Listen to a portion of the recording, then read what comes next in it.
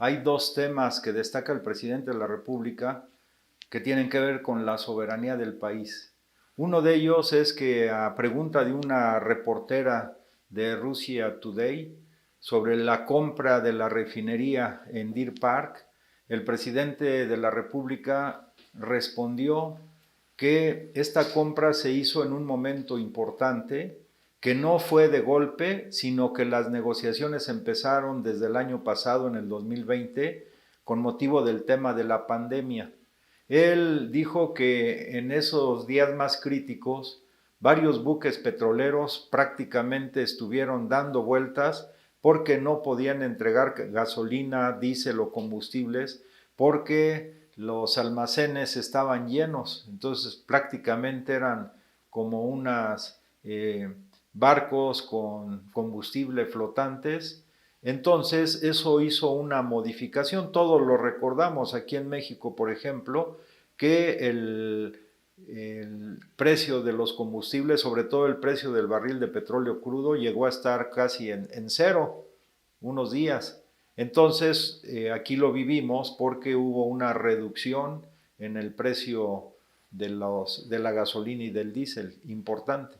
Entonces fue una situación muy crítica y la empresa Shell decidió vender algunas de sus refinerías en el mundo.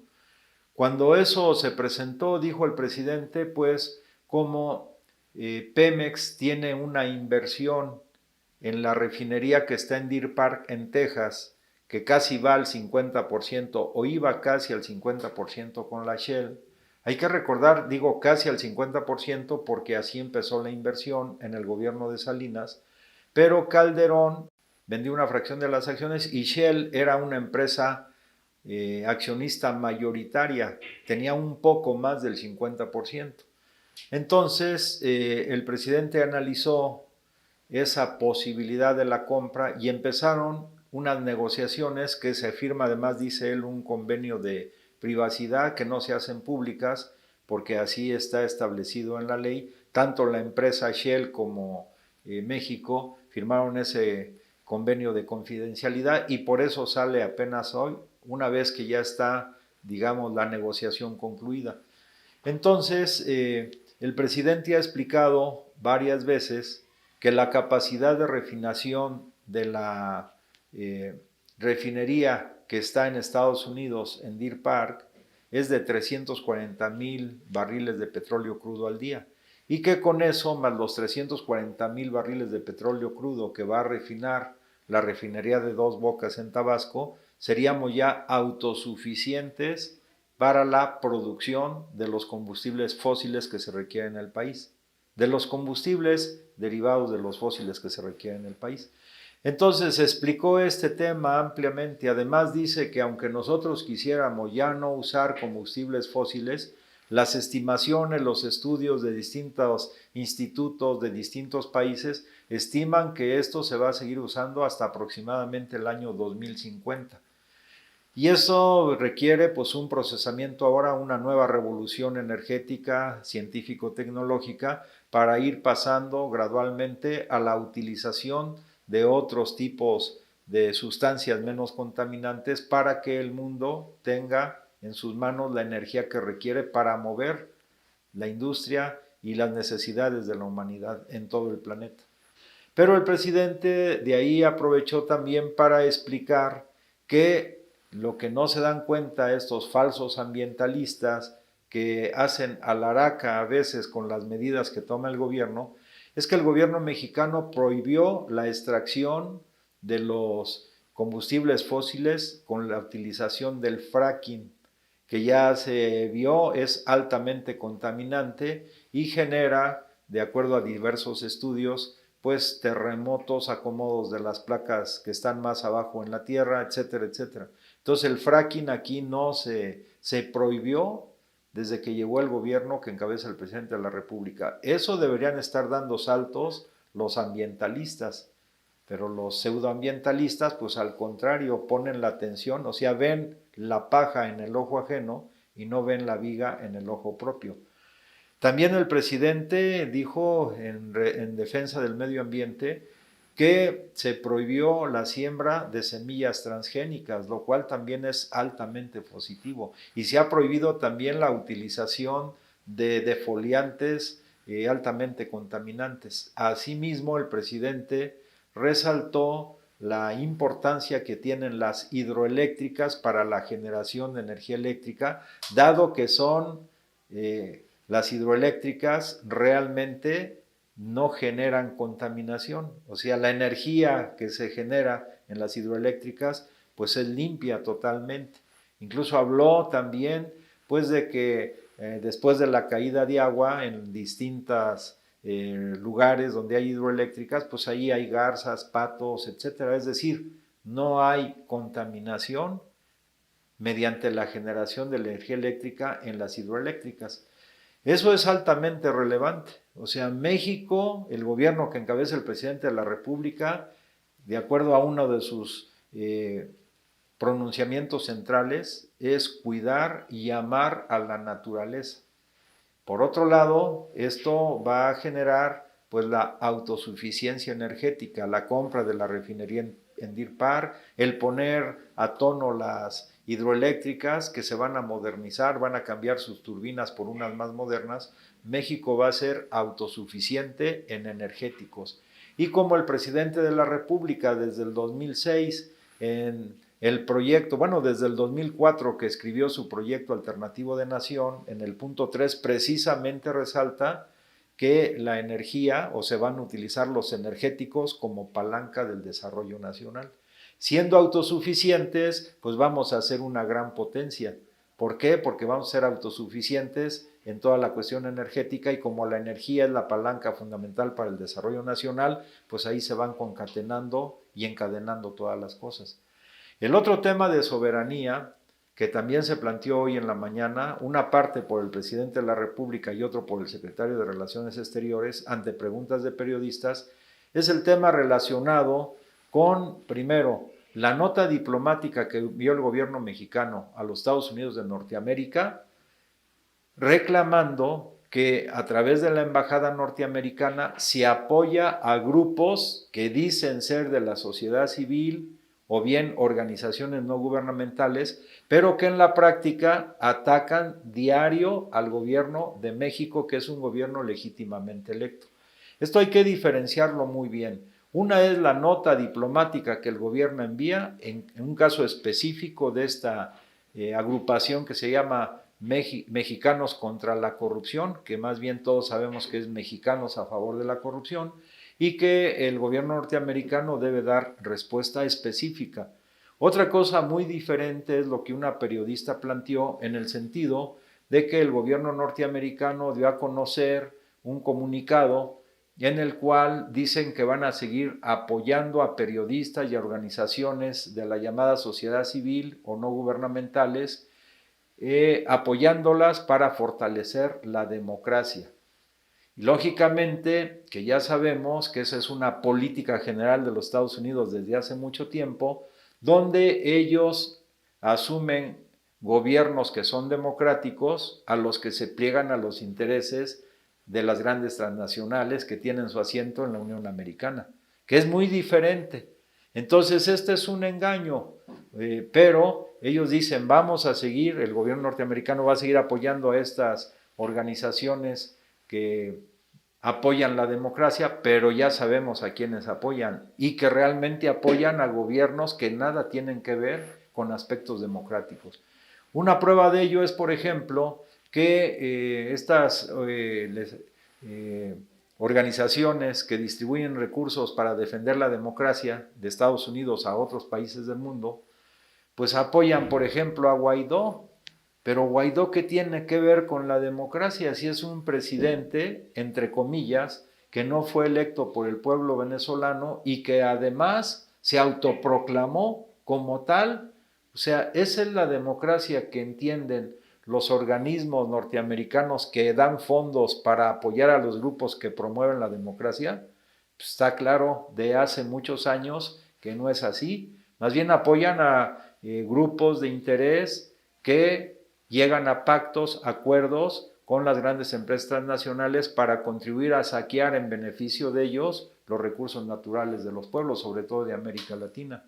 Y ligando este tema, hay que recordar que precisamente hablando de Guaidó, Guaidó fue invitado nuevamente a México, le hizo su entrevista a uno de los periódicos que ya ni decimos su nombre, pero viene a opinar sobre el proceso electoral en México. Ya lo sabemos, es una táctica de la derecha internacional. Viene a opinar en contra de las medidas del gobierno que encabeza el presidente de la República, el licenciado Andrés Manuel López Obrador, y seguramente viene a alentar, como lo hicieron en Venezuela, que ellos confían en que el número de diputados de Morena y sus aliados sea menor y tener ellos la posibilidad de controlar la Cámara de Diputados, los grupos afines a la derecha, y como lo hicieron en Venezuela, pues desde ahí dar un golpe blando, autoproclamando a un presidente desde el Congreso de la Unión. Esa es su táctica, porque ya la ensayaron en Venezuela, ya la ensayaron en Bolivia con otras peculiaridades. Pero entonces él viene a opinar en contra. Fíjense cómo está la cargada en contra de las opiniones del presidente de la República y del proyecto que encabeza, que es la 4T. Uno de esos es Guaidó, de la derecha internacional, y lógicamente la derecha internacional se solidariza con la derecha nacional. Es uno, con los conservadores nacionales. Otros son las declaraciones que hizo Salvador Íñiguez. O sea, es él no debiera meterse en política ni manipular los sentimientos religiosos del pueblo de México, que en su mayoría es católico, donde habla, pues que llama a no votar por Morena, porque nos va a llevar a un comunismo esclavizante, o un comunismo que esclaviza. O sea, no sabe ni siquiera qué es comunismo. Ahorita lo vamos a explicar. Y por otro lado, el secretario de Relaciones Exteriores hizo una crítica fuerte, pero seria, fundada, en contra del intervencionismo de la OEA y particularmente del secretario general de la OEA, Almagro, que en otros países como Bolivia, es el caso más reciente, que han ido a vigilar las elecciones, entre comillas también, y luego a emitir una opinión en contra de la mayoría del pueblo boliviano que votó por Evo Morales hace más de un año, pero ellos van a avalar las acciones de los grupos de derecha. Y el canciller dijo, Almagro, pues seguramente en toda la historia de la OEA es la gente más negativa que ha habido, porque un secretario general de un organismo como este debe consultar con los organismos miembros y no inmiscuirse en los asuntos internos, y además ya con una plena direccionalidad a favor de los grupos de la derecha conservadora que mantuvieron sus privilegios durante todo el periodo neoliberal. Entonces fíjense a lo que nos enfrentamos. Por un lado, la oligarquía internacional apoyando a grupos profascistas como el de Guaidó, que vienen a dar su opinión en contra de la 4T, en contra del presidente de la República. Por otro lado, un organismo que debiera ser muy respetado, que es la OEA, pero que hay que recordar como antecedente, se pliegan a los intereses del gobierno norteamericano. Ese fue el caso de Cuba, histórico a nivel internacional, donde la OEA expulsó de su seno a un país, Cuba, que decidió tomar en sus manos su propio destino, y como no era coincidente con los intereses del gobierno norteamericano, pues forzaron a que expulsaran de la OEA a Cuba, y que todos los países de América Latina y de América y del Caribe rompieran relaciones con Cuba, excepto México. Entonces ya sabemos cuál es la posición de Almagro. Ya lo vimos en Chile, ya lo vimos en Ecuador, ante la represión de sus pueblos, ya lo vimos en Bolivia sobre todo, y ahora viene a meter sus manos en la política interna de nuestro país. Y por otro lado, uno de los principales dirigentes del clero, del alto clero eclesiástico, que es Salvador Íñiguez, que llama a no votar por Morena. Y por otro lado también por ahí otra periodista, un articulista que saca una nota, ya esa ya raya en lo absurdo, de que dice que vienen espías rusas, mujeres muy guapas, a tratar de envolver a los mexicanos para orientarlos o a tratar de debilitar la voluntad de los mexicanos para orientarlos en un sentido determinado en el proceso electoral. O sea, está desde pronunciamientos de organismos internacionales hasta estas pues caricatura de periodismo, pero que todo está coaligado. ¿Cuál es el tema central? Pues lo que dice Salvador Íñiguez, que nos quieren llevar a un comunismo esclavizante. Ya no es la primera vez que lo dicen, pero además ya fracasaron en eso, porque la demanda o la consigna central cuando se dieron las manifestaciones en automóviles por parte del grupo Frena, esa era la consigna central. López Obrador nos lleva al comunismo. Y entonces, esto lo digo porque en la mañana le preguntaron al presidente también sobre su preferencia o sobre su pensamiento religioso, y él dijo: yo soy cristiano, yo sigo las ideas y las enseñanzas de Cristo, y caracterizó a Cristo como uno de los luchadores sociales más importantes. Bueno, pues entonces hay pensadores, filósofos que consideran a Cristo como el primer comunista del mundo. ¿Y qué es el comunismo? Vayamos al origen. Pues el comunismo es la etapa superior de un nuevo sistema que es el socialismo. O sea, vivimos la mayor parte de los países del planeta en el sistema capitalista, donde se permite, fíjense bien, la propiedad privada de los grandes medios de producción y del cambio. Es decir, se permite que una sola persona o un grupo de accionistas pueda ser dueño de grandes empresas que tienen bajo su dominio hasta 1 millón o más de trabajadores. Pero la riqueza que ellos hacen esencialmente está por la explotación del trabajo ajeno. En el periodo neoliberal esto se agudizó más, al grado que incluso algunos socialdemócratas como los ingleses planteaban que era necesario limar los aspectos más agudos o puntiagudos del neoliberalismo que lastimaban tanto a los pueblos. Bueno, entonces un régimen de explotación despiadada que agarra parejo a niños, mujeres, discapacitados, etc. Pero el tema central en el capitalismo es obtener la máxima plusvalía, la máxima ganancia a costa de la salud, la miseria y la explotación. Y el periodo neoliberal es la máxima expresión de este sistema capitalista. Ya lo vimos, es el saqueo impresionante de todos los recursos de todos los países que se dejan o que los esclavizan o que los neocolonializan. Y el socialismo es un sistema diferente. Hay muchos tabús sobre este tema. Ahorita que lo estoy planteando, algunos que me escuchan a lo mejor dirán: a ver, ¿cómo está esto? Yo los invito a la reflexión. Socialismo es un sistema, fíjense bien lo que voy a decir, donde no se permite la propiedad privada, pero de los grandes medios de producción y del cambio. Es decir, del cambio son los grandes bancos. No puede haber en manos de uno o un puñado de accionistas propiedades de grandes bancos o de grandes empresas, pero se permite, fíjense, la propiedad privada de los medios de uso y de consumo. Es decir, si yo uso mi casa, yo tengo mi propiedad privada asegurada en el socialismo, es mi casa, es un medio de uso. Que yo tengo mi carro o mis 2 carros o mi casa de campo adicional son bienes son propiedad de bienes de uso y de consumo, mi ropa, mi comida, mis zapatos, etc. Pero aquí han confundido malévolamente las cosas. Dicen: en el socialismo no existe la propiedad privada. Falso. Existe la propiedad privada de los bienes de uso y de consumo.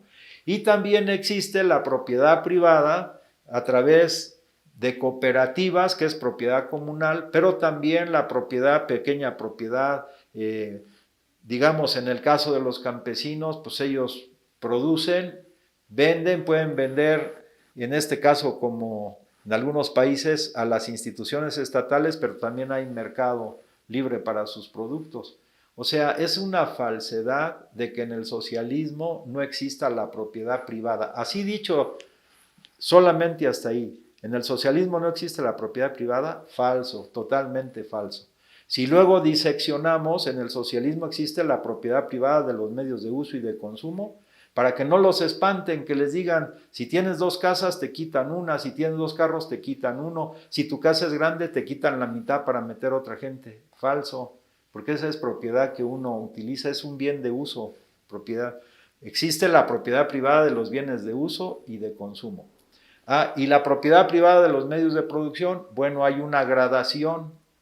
Por ejemplo, el pequeño industrial, empresario mediano, como dice o se ha dicho, ganancias razonables, eso existe. Además hay un periodo de transición.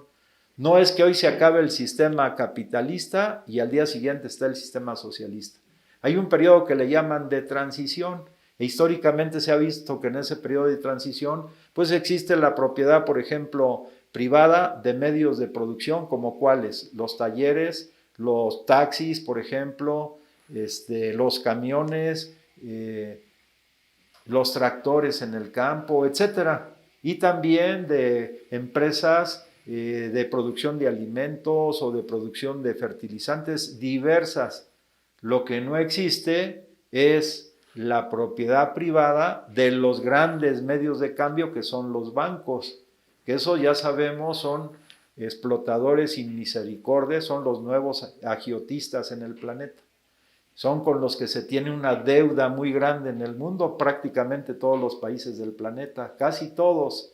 Esos son los que no quieren que cambien las cosas, porque ellos han hecho su gran capital, no con un banco pequeño, sino con grandes bancos que controlan a nivel internacional el grueso de los recursos económicos. Eso sí no puede existir, porque ya vimos a qué nos lleva eso, a la concentración escandalosa de la riqueza en unas pocas manos, que muchas veces además se hace especulativo, se vuelve ocioso y nada más está generando más sustracción de recursos naturales, económicos y financieros de los países.